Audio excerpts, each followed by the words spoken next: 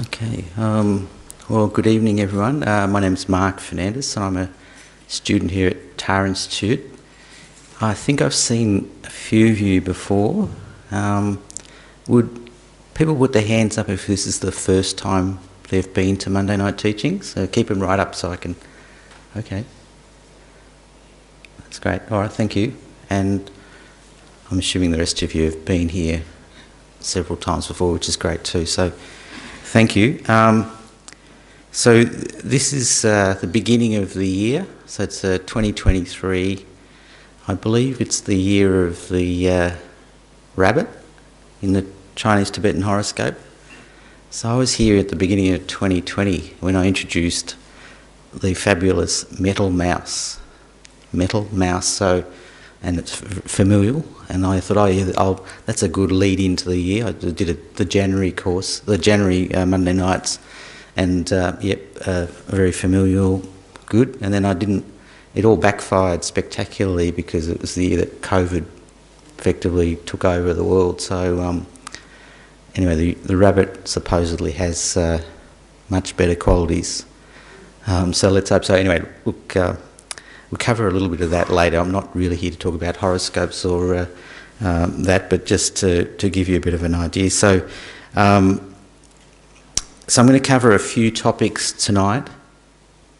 So for those of you who are familiar with them, just listen with equanimity. For those of you who haven't heard these teachings before, the most important thing is to try and listen as clearly as possible, and then think about what's being said, and then obviously if you get a chance to meditate, do that. So those are the three they're called wisdom tools. So listening, contemplating or ruminating, and then meditating. So if you do them in an order, so and then you'll find your mind actually opens up and develops as a result of that. So but you have to do the listening first, and then think about, and then the meditation sort of follows afterwards.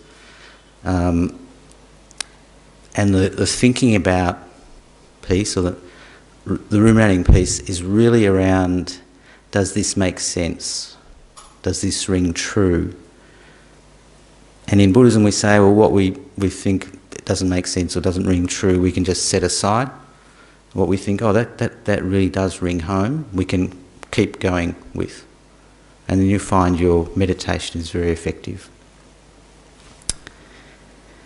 So in Buddhism, the motivation is said to be the most important part about your practice, your spiritual practice.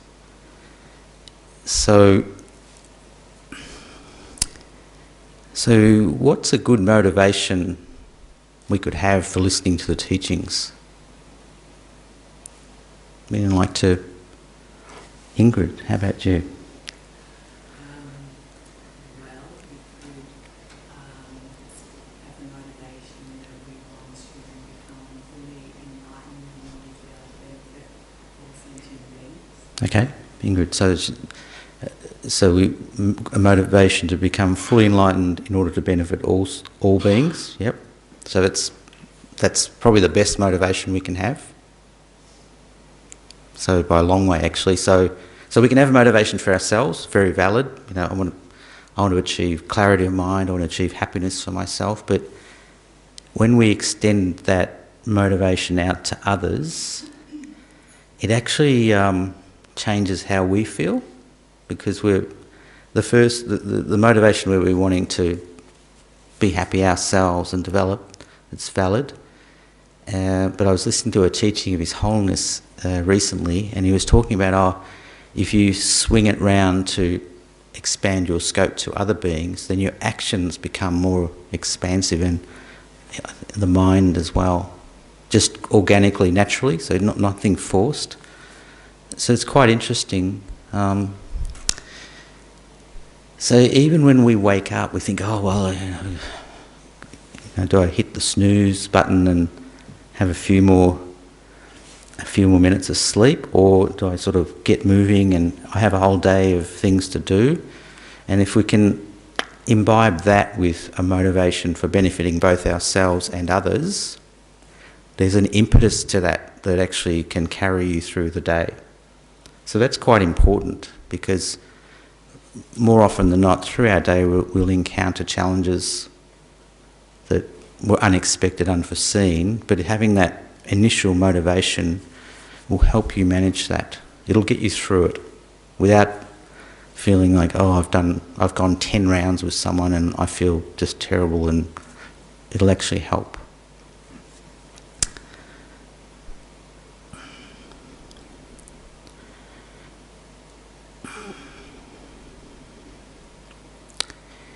So in Buddhism, actually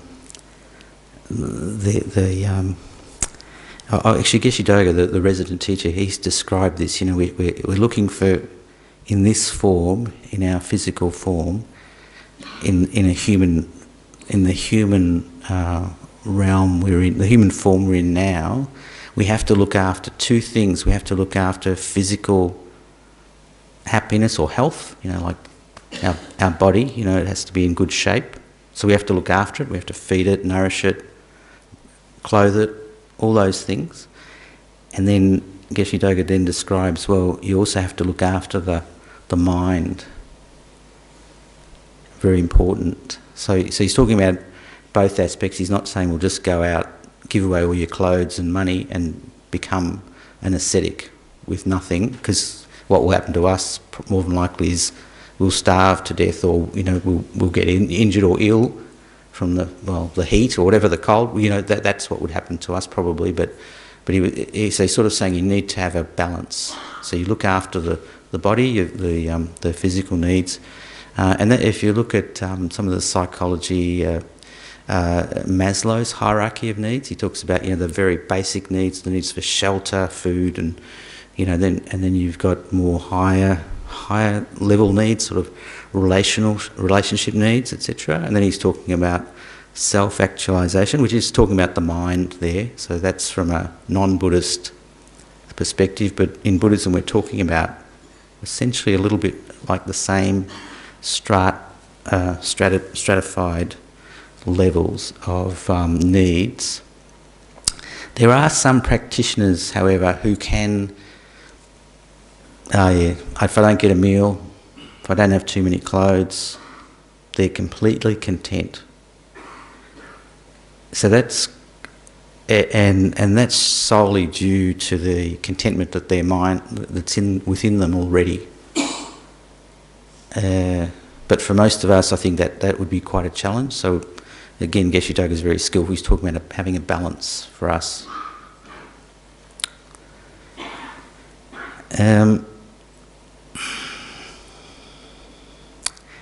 So using an example, if we had everything we could materially desire, you know, good job, house, partners, friends, family, and then someone said, oh yeah, well, you can double that. You can have a better job, better house, more money, you know, like, would that make us twice as happy? Anyone giving me a yes? No?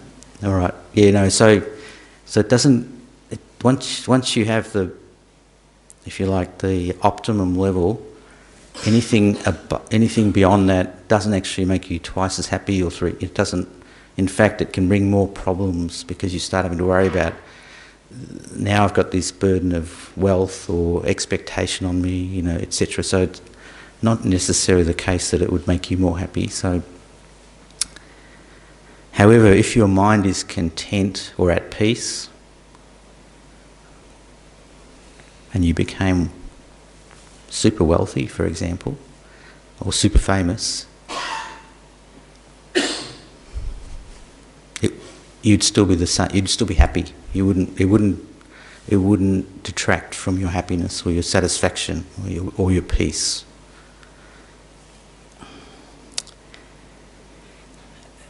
So this comes to another point that's in Buddhism, that external things are not the problem. So wealth, family, friends, possessions are not the problem that we have. So it's our own mental attitude towards those things that brings about problems. So so because it's primarily a mental attitude, that's what Buddhism focuses on. Can we develop a different mental attitude towards a situation, because that will bring about some form of happiness.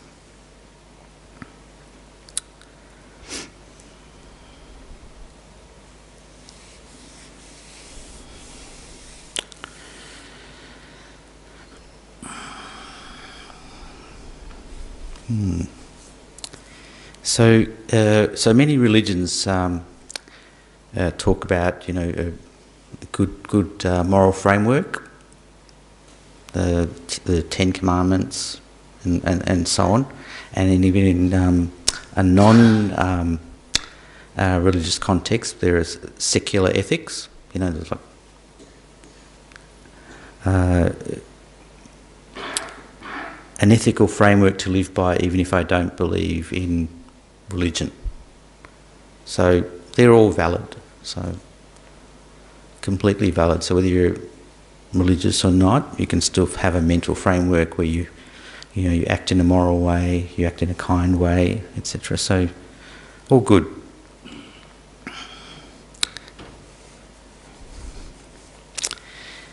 And in Buddhism in particular, there's no focus on a creator being. So that's one of the differences between Buddhism and other religions,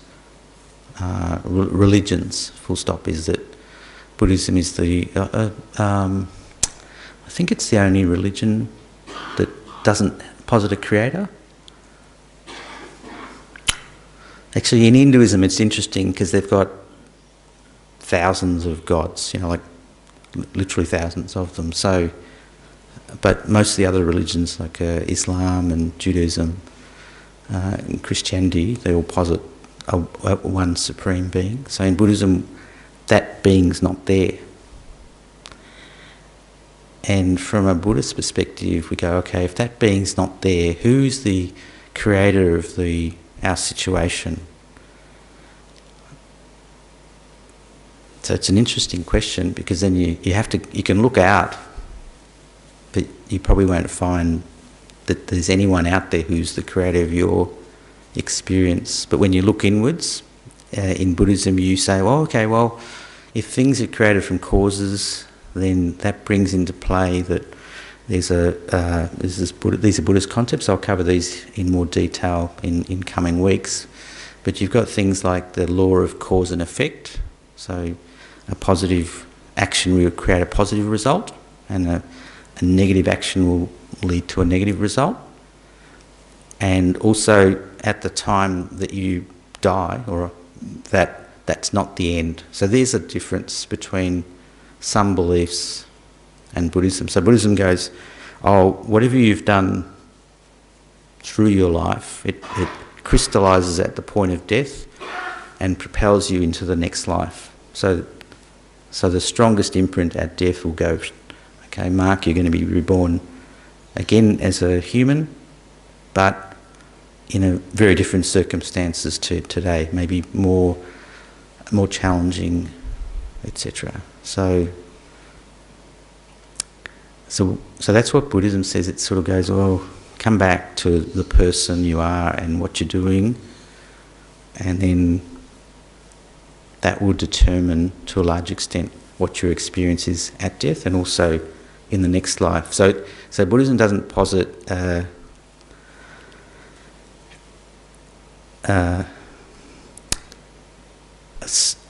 it does posit a state of perpetually being reborn, and the nature of that is generally it's unsatisfactory, because it's propelling you in an uncontrolled way generally to the next rebirth. So, but however, Buddhism also posits that there's a way out of that endless cycle of rebirth through various practices. So that's an interesting concept, because then it's Buddhism saying that the mind or the actions that we create can be the cause of our happiness in a permanent way.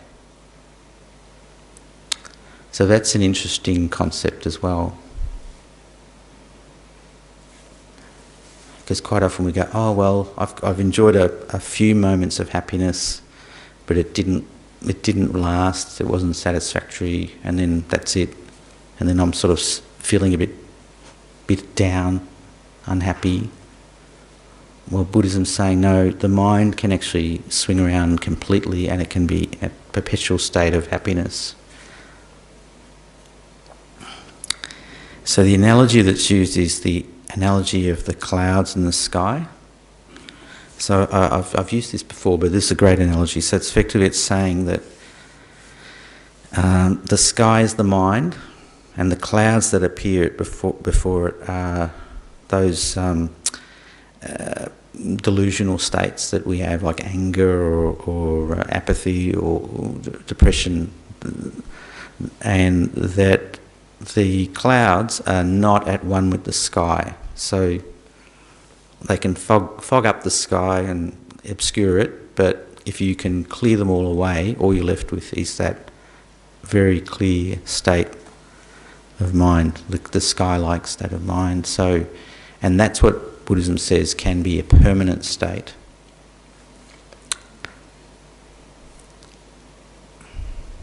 Has anyone achieved that permanent state? No? Yes? No? Oh no, well, I shouldn't be asking each of you if you've achieved it. You could answer yes, which is good, but I think the Buddha achieved it. So he isn't the first being to achieve it, that state, but he did teach how other beings could achieve that state. So there's no discrimination on who can achieve enlightenment. Female, male, rich, poor,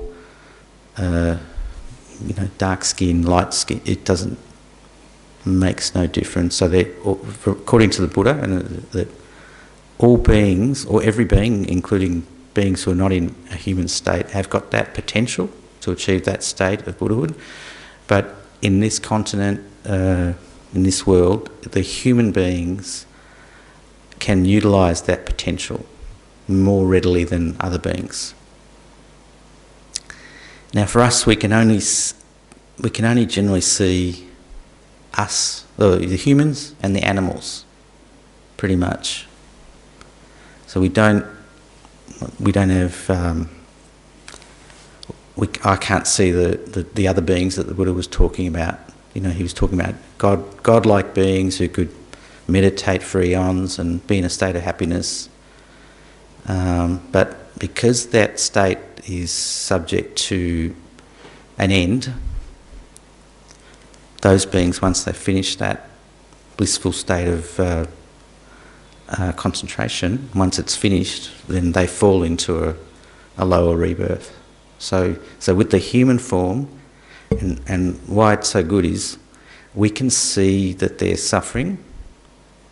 We've got the very smart sort of state of mind that can see, there could be something I can do about this. So there's those very sharp mental faculties that we have as human beings. And if we have the resources around us, we can actually take advantage of that, and we can achieve the same state as the Buddha.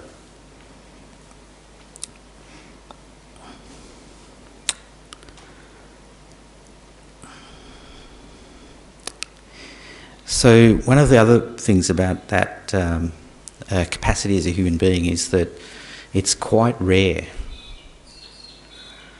So even though we're all, is it 7.5 billion people here on the earth now?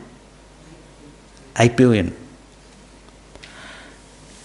So yeah, okay, so there's 500 million more than I thought. Anyway, 8 billion people. So, but not everyone is living in the same circumstance, are they?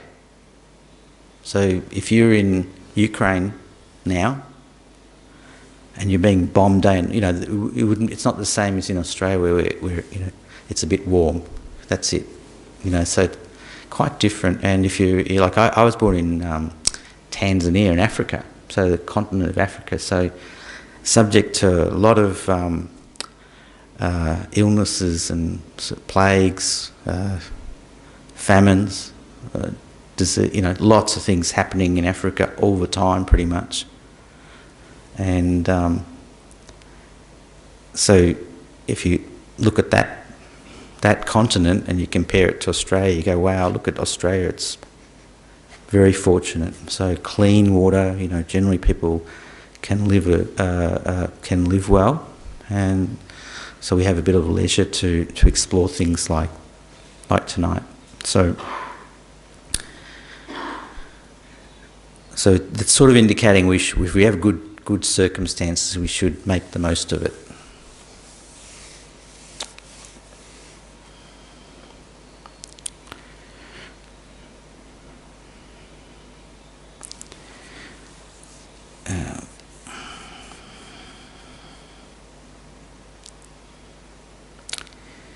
So I think we'll do a little bit of meditation, I think, so just to give people a taste for it. So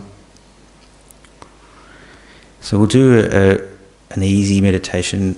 It's called breathing meditation. So this meditation, particularly, this clears away any obstacles or worries, afflictions that you may have, and as we said before, you can describe them as the clouds that are there obscuring you, and it brings about through practice a sense of peace of mind. And why that is because the mind is at rest when you're meditating,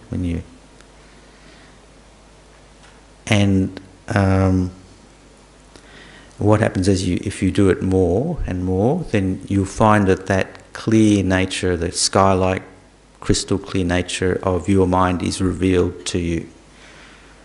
So that's one of the advantages of developing a meditation practice, and breathing meditation is a really good one for that.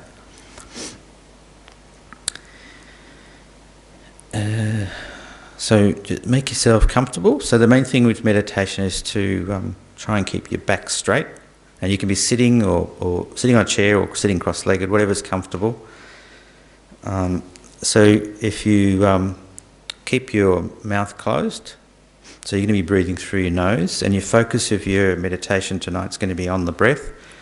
So you keep your hands gently on your lap. So in our tradition we go left hand on the bottom, right hand on top, and then you join your thumbs, and then you just put it sort of a little bit below the on your lap, just lower down on your lap so it's relaxed, and then your thumbs are pointing back towards where your navel is. So just like Ingrid, so she's got it good, and that.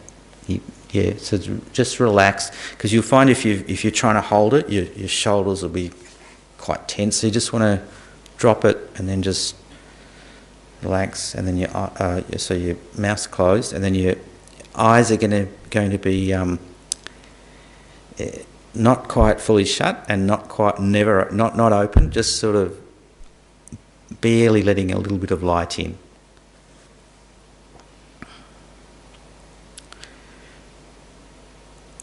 Okay, so let's start. So you're breathing through your nostrils,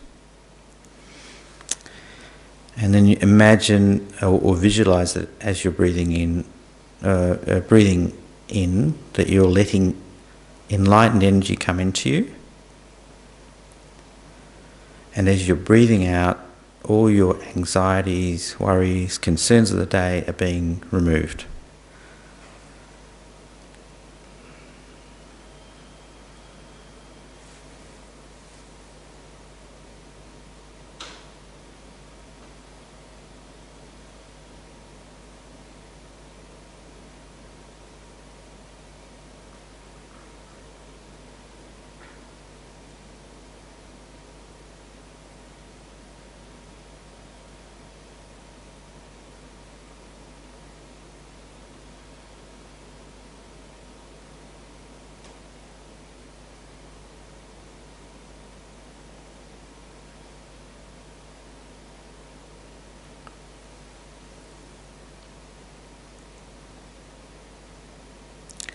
So then now switch your focus to the breathing gently through the nostrils, and try and keep your attention there on that sensation. So we'll do that for a few minutes.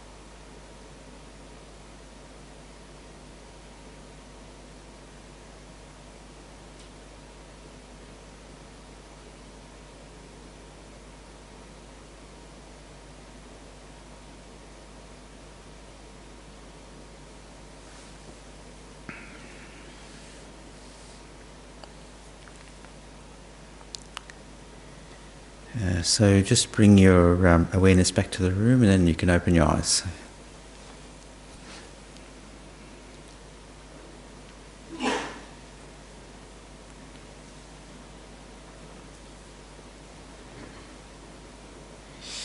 So it's said that if you develop a meditation practice like that, what you'll do is you'll break the chain of what we call adventitious thoughts. So adventitious thoughts are, I'm meditating, and what am I going to eat for lunch, and who am I going to meet, and I've got so many things to do, and then I'm back to meditating again. So that, one thought leads to another, boom, boom, and we can't operate without the next one coming up. So even if we don't have the next thought, we can always go to here, to the phone, can't we? And then scroll or whatever it is. So there's always something like this. I think these devices they promote that, that you can't just sit. We have to be on the device. So it's the same thing. So when you do the meditation, you'll find that maybe a bit jumpy at first, but then as you get more into it, you become more relaxed and at peace with yourself. And the other thing is you'll be more alert and switched on to what you're doing. So that has great benefits while you're meditating, and then after you're meditating, maybe you'll think, no, not much benefit because I'm back to, what's next, But in time, what it will do is you'll have, from the meditation, it'll last, the effect of it will last beyond the meditation itself, those positive effects. So, would anyone like to let us know what they think some of those positive effects would be post-meditation for someone who's done some meditation?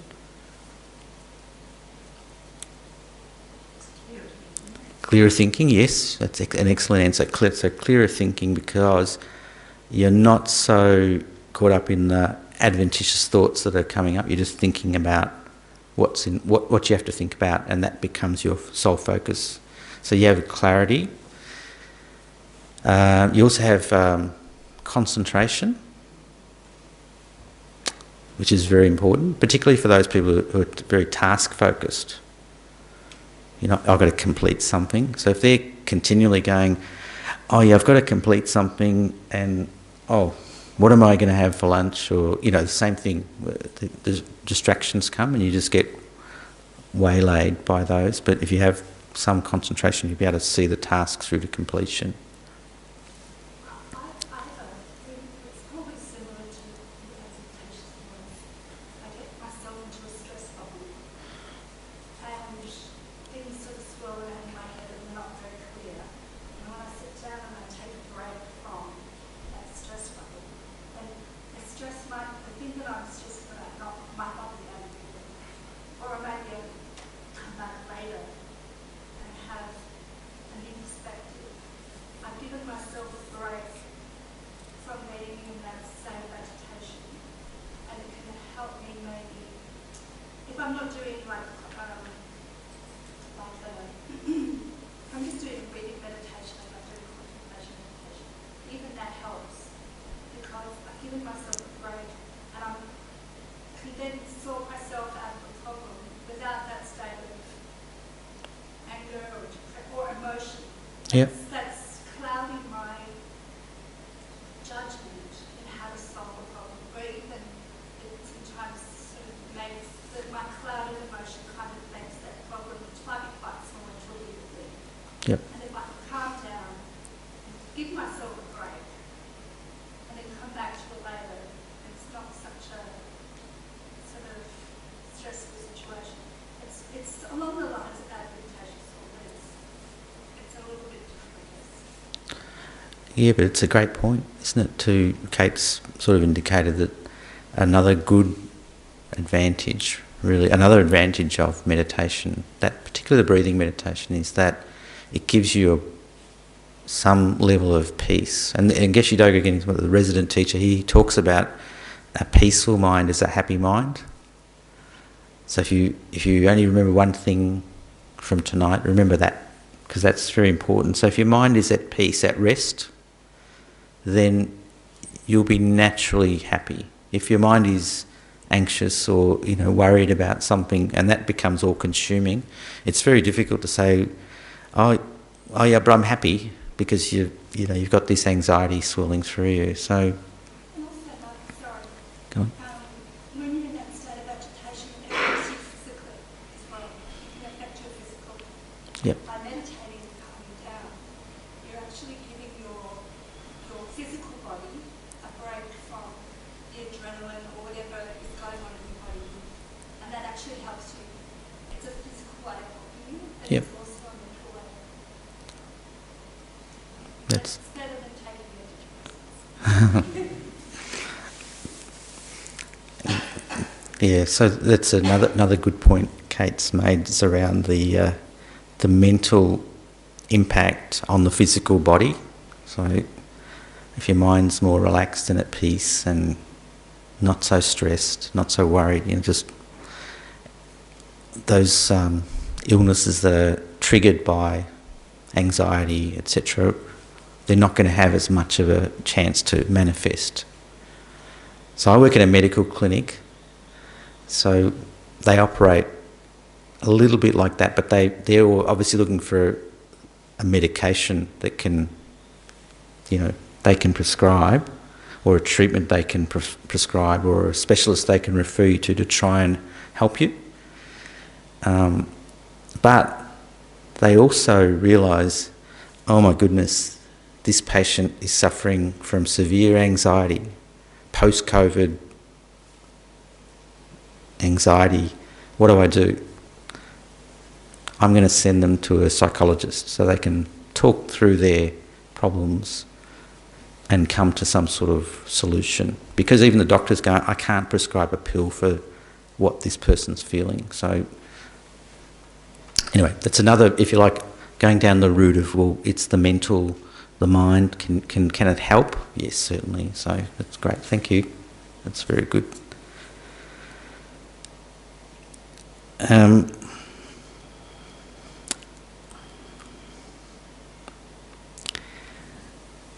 So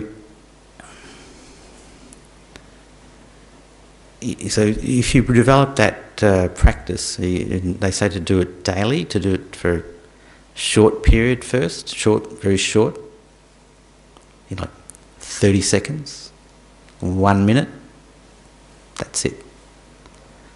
So it's, and the way the masters talk about this is, well, you go short and sharp initially, because then you want to come back again and do it the next day. If you go was it too hard, too fast? You know, I'm going to half an hour, 1 hour, 3 hours of meditation non-stop. It'll guarantee that if you're a beginner, that you might do the first day, but the second day you'll find a reason to, I don't want to do it. It'll be torture. So they always say to start very small, easy, relax, just 30 seconds, 1 minute, get into it, and then it'll give you some impetus to, I'm going to do this tomorrow.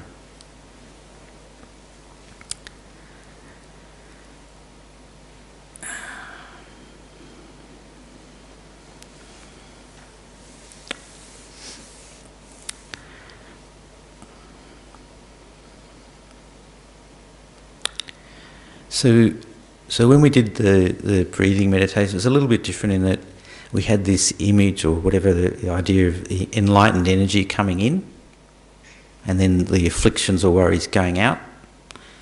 So in the tradition that in this Tibetan Buddhist tradition, there's a lot of emphasis on light, colour, nectars. It's not purely just abstract breathing in and out. There's a little bit of there's quite a lot of imagery there. So for some people that is visual. I'm visualising beautiful light coming in and all that's going out of these sort of plumes of smoke, which are my worries and concerns. For other people it's more oral. This sort of feeling of sound, and for other people it's a feeling of something happening. So whatever you get, whatever you do that. So if I can't visualise, it doesn't matter. If you feel it, that's good. So if you can hear it, it's good too. So each person's individual, and their practice will be a little bit different. But that's important to know. So in Buddhism, while I'm going to visualise this, so it's imaginary. In Buddhism we say, oh no, that if you can do it well enough, it's real. That assistance to lights, nectars, etc. coming in, and the affliction and that going out. So while it's purely based on our practice, we say that there is that assistance there. And that's why we have lots of images around us of the different Buddhas. So there's a couple of different taras on my right there. So there's a green tara and a white tara. And then there's on my left there's a Chenrezig, which is the Buddha of compassion. So it's interesting with Chenrezig. Sometimes in some traditions, Chenrezig is represented as a female, particularly I think the Chinese Buddhist tradition. But in the Tibetan, generally as a male. So, but still, same. So compassion. So that energy from Tara and from Chenrezig is what we go, okay, that's what you're visualising is coming in to give you that good feeling, that energy, enlightened energy. So well, at first it's like, oh, well, it's just my imagination. If you power along with it, it becomes real. So that's one of the, if you like, the beliefs we have, that there is that assistance, that we're not alone doing it. So.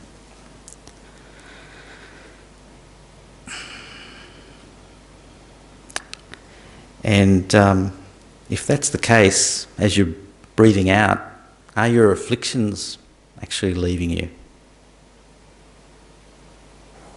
Even for a moment? Yeah? Yeah? Okay, and that's that's true, that's what's happening. Even for that split second, those afflictions, and Kate was talking about them, that, you know, the worrying, and while she's doing the meditation and while we're doing it, they're out.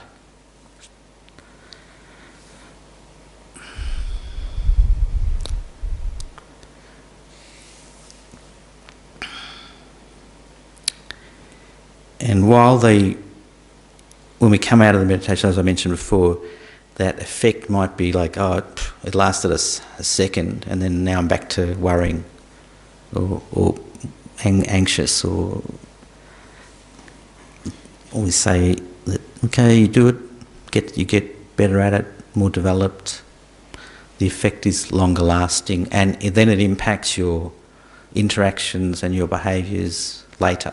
So it lasts longer.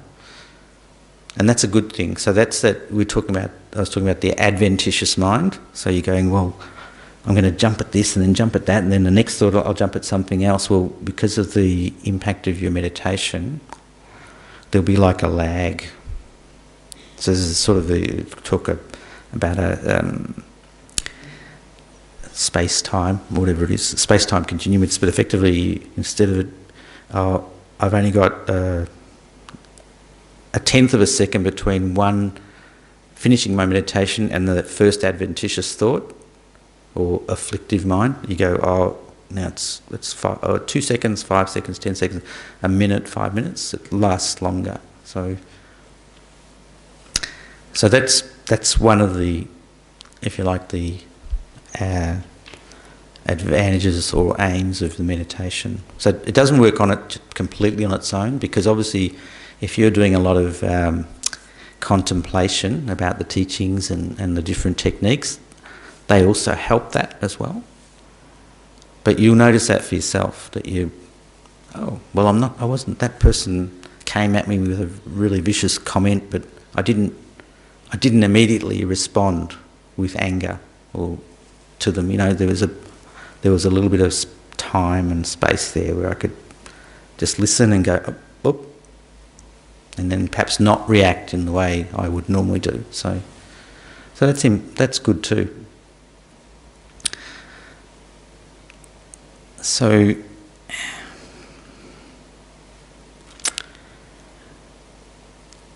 this is the point that I made at the beginning. So effectively, if the teachings become, oh, that makes no sense, or that doesn't ring true, we can just set it aside. No, what Mark just said doesn't apply to me. So there's no reason to believe what the person here is saying. So it's because you have to do the work yourself to test it out. That's very important. So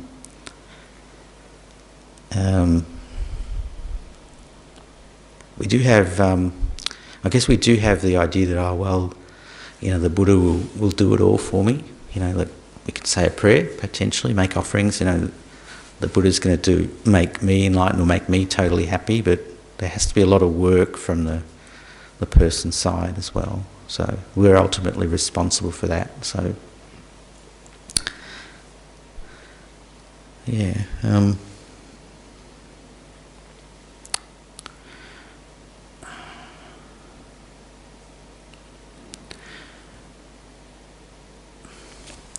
So one of the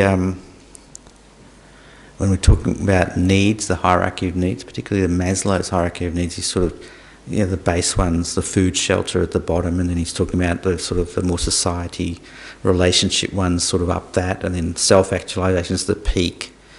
So for us as human beings, I think that the relationship or the familial, that one is really important for most people. We really need each other.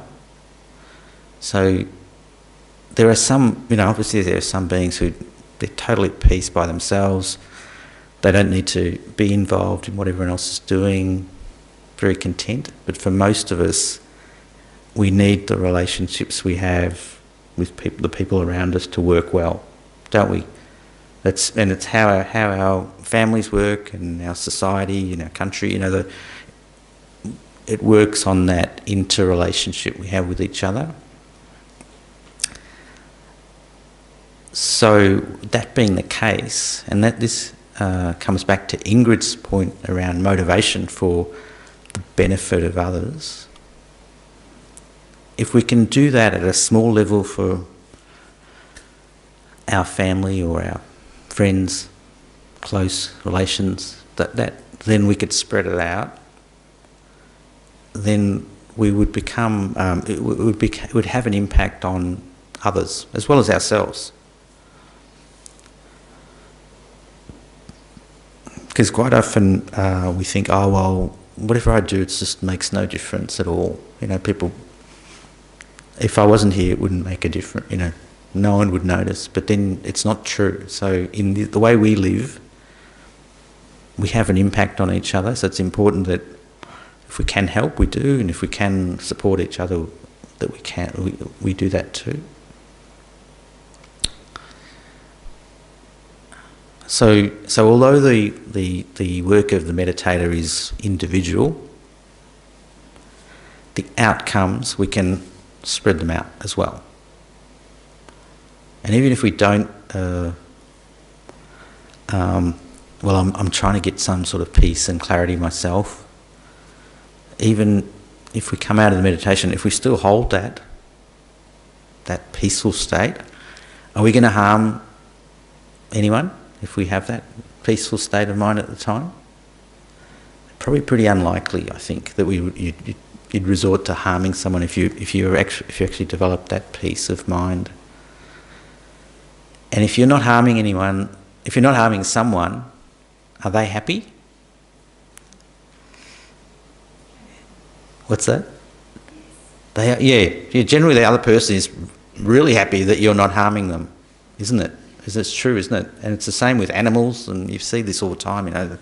They abuse the animal. I was thinking, what the hell's... Anyway, you see that happening. You go, how can you abuse that animal that belongs to you, that's relying on you? But people do it, and you go, oh. But if you're not harming that animal, or even the other human, they're more likely to be... They'll be happy. So in Buddhism, there's this contrast of not harming and happy, positive actions towards others. But I sort of think that with the non-harming, you can almost say, well, if I'm not harming that person or that animal, they're going to have a level of happiness and comfort around me because they know I'm not going to hurt them. So it's a good thing. So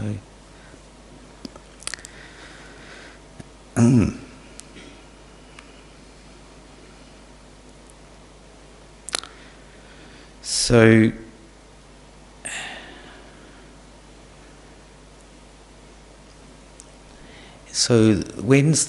talked a little bit about motivation at the beginning, right at the beginning, and it's a good time to bring it in. So when is a good time to develop a good motivation? When you wake up's good. And did you say the one person behind? Now, yeah. So you can do it when you wake up. It's really good, and I find that's the best one for me because I can't keep motivating myself. I can't keep. I'm going to generate a great. I can't. I find the day just moves along, so I just go. But if I can do it when I wake up, good. Then that sets the scene, and like you've just said, do it now. So you've come into the the gompa and you're setting a good motivation. So that will have an impact on the result. So the result will be positive. If your motivation is very good, the result will be really good. So I'll give you an example where it's quite difficult to, even with the good motivation, to always bring about a positive state. So, there's a poor little ant in the sink. I can't get out. I think I'll come and save it and scoop it and put it outside. So what happens to the ant?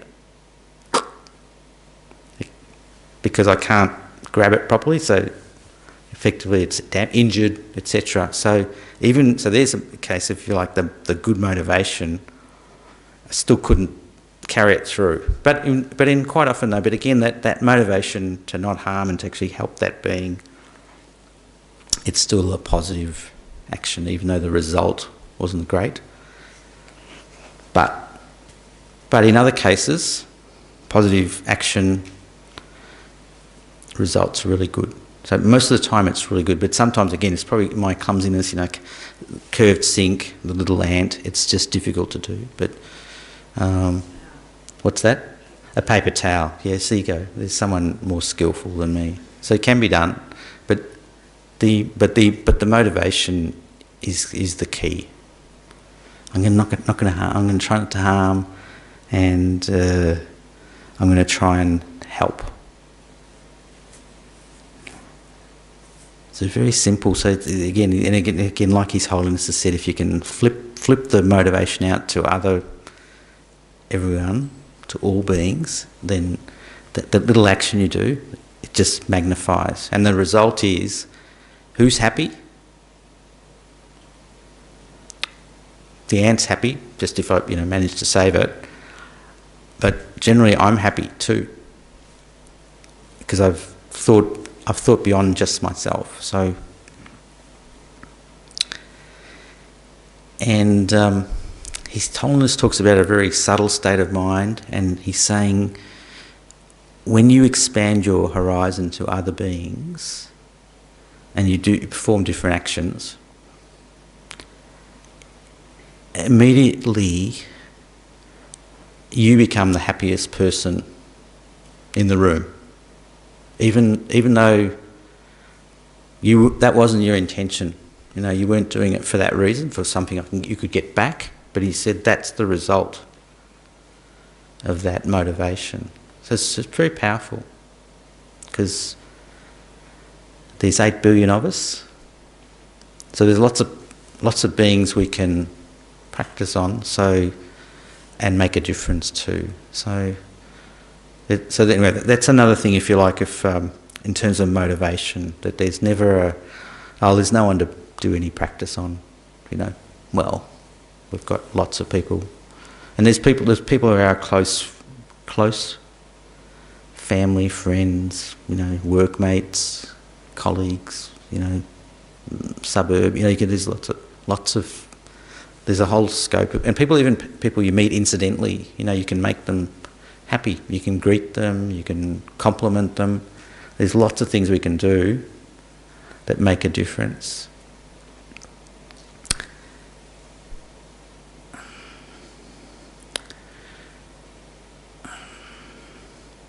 So I think I've covered quite a bit. And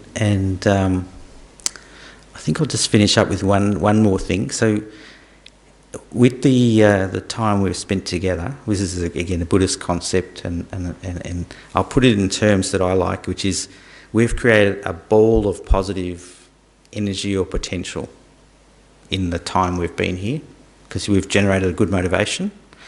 We've listened to what's being said. We've thought about it. We've done some meditation. So all in all, pretty good store of positive virtue, huh? That's, where is it going to go? Where is it? Is it all on my continuum? No, there's quite a few. No. But it'll be on your continuum. So that's important. So you've created that, and that's important. You go, oh, okay, well, oh, okay. So that's in a simple way. So motivation, some positive actions. So you created that ball of virtue. So that's for you. That's all your positive potential. So what do you do with it? Or what does it do? Where does it just disappear, or does it stay there, or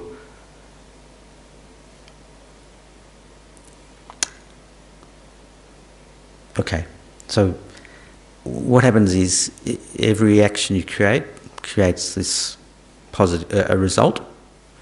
That result is stored on your continuum. So I'm pointing to my head, but it's not the physical head, but it's within you. So you say that, and it stays there until it ripens.